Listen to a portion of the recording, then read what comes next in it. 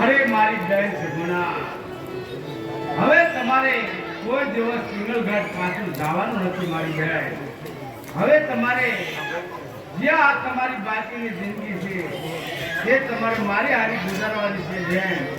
અને મારી સાથે તમારું નામ પણ અમર થઈ જાય છે. અને જ્યાં મારો વાસ હશે ત્યાં મારી બેન સગુણા તમારો વાસ પણ મારી સાથે રહેશે.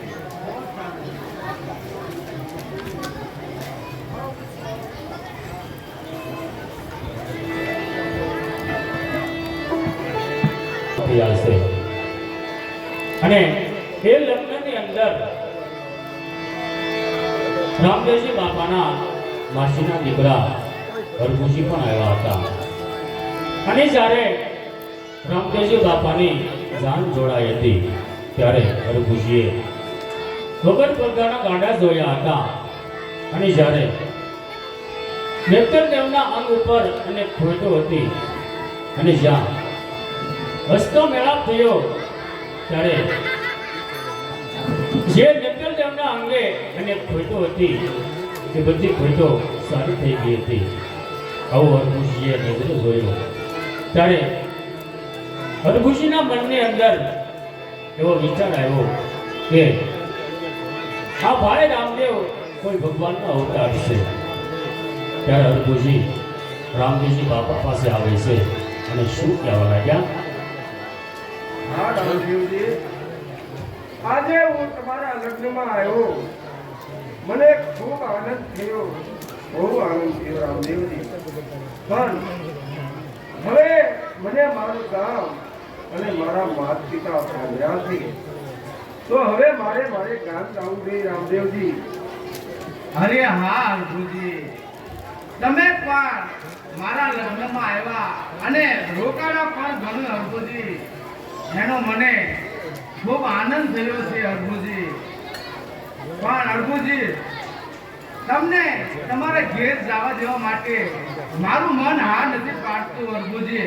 તમે હજી મારી સાથે 2-5 દી રોકાઈ જાઓ તો બહુ સારું કહેવાય. અરે ના રામદેવજી, હું આવ્યો એના ઘણા દિવસો થઈ ગયા છે રામદેવજી.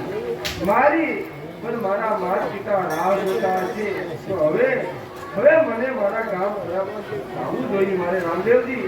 તો મને તેની રજા આપો. અરે હા હરભુજી, તમે અહીંયા આવ્યા એનો ઘણો સમય થઈ ગયો છે. તો હરભુજી, તમારી સાથે મારે પણ હવે હર્ષ ન કરાય કે હજી 2-5 દી રોકાવ અને ઘેરે તમારા પણ માતા પિતા તમારી રાહ જોતા હોય હરભુજી. તો હરભુજી, તમે રાજી ખુશીથી જઈ શકો છો હરભુજી, રાજી ખુશીથી જઈ શકો છો. અરે રામદેવજી, હું મારા ગામ તરફ જાઉં ખરા રામદેવજી. પણ રામદેવજી, મારે તમારી પાસે કામ માંગવું છે રામદેવજી. મારે તમારી પાસે એક વચન માંગવું છે રામદેવજી. અરે હરભુજી, એવું થી વળે તમારે મારી પાસે શું વચન માંગવાનું બાકી રહ્યું હરભુજી? તમે મને જલ્દી કહો હરભુજી, જલ્દી કહો.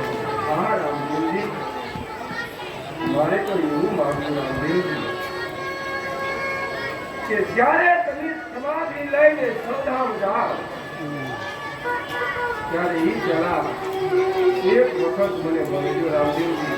મને ગયા વિના સૌધામ ન જાતા રામદેવજી. અરે હા હરભુજી,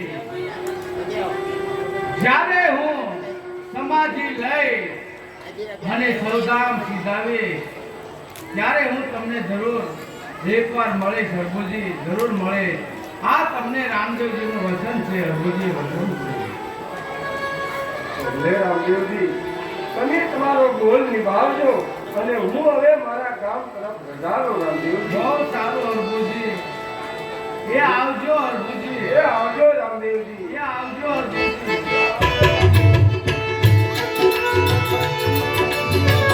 આવી રીતે ગઢનું રાજ તમે કરો મોટા ભાઈ. અને હું હવે રણુદાની રાજગાદી સંભાળું છું. અરે નાના ભાઈ, હું ભોગને બધું રાજ હું કરું. રણુદાનું રાજ્ય તમે કરો નાના ભાઈ.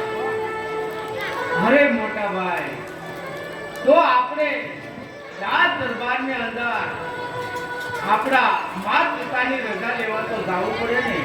હા નાના ભાવ, આપણે આપણા માતા પિતાને રજા લેવા જઈએ. ચાલો. અરે મોટા ભાઈ, તો ચાલો આપણે બંને ભાઈઓ રાજ દરબારની અંદર આપણા માત પિતા પાસે જઈએ. બહુ સરસ. તો અહીંયા ગયા હતા દર્શન નથી તમે પાણી હા જવું જોઈએ. આવી રીતે રામદેવજી બાપા અને વીરમદેવ માત પિતાની આજ્ઞા લેવા માટે રજા લેવા માટે ઘરે નીકળ્યા છે અને રંગમહેલની અંદર અદ્ભુત રાધા અને માતા ગુજરને કરતા હોય અને રામદેવજી બાપા અને વીરમદેવજી આવી અને માતાજીને અને પિતાજીને શું કહેવા લાગ્યા?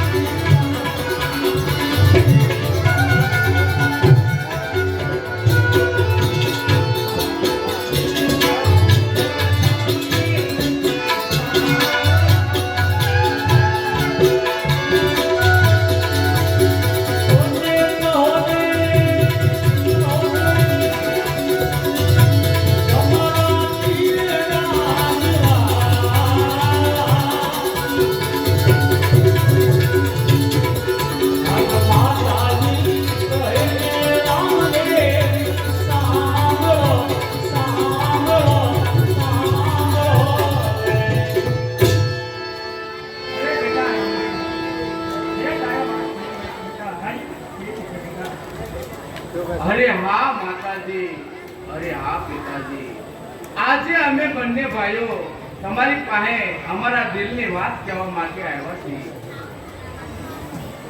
અરે પિતાજી, હવે જે આ વિરમદેવ ભાઈ છે જે આ ચોકરગઢનું રાજ કરે પિતાજી, અને હું પિતાજી હવે રણુદાનું રાજ કરું છું.